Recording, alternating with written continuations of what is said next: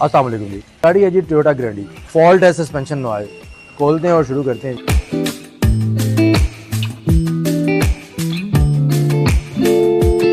जीलिंग्स clear हैं, torsion बार के bushes clear हैं, लोअर आर्म बुशेस क्लियर हैं, जिस कंगी के रॉड में प्ले है जी।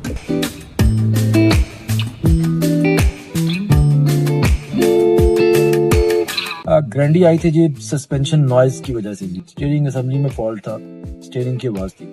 बैट डाउन किया, स्टीयरिंग रिप्लेस की है, रोड टेस्ट करके आए, अल्हम्दुलिल्लाह गाड़ी क्लियर है। माशाल्लाह बहुत ही बेहतरीन काम किया है। मेरी सस्पेंशन की काफ़ी नॉइस थी, ब्रेक की भी थी, सस्पेंशन की भी थी, हर चीज़ क्लियर हो चुकी है।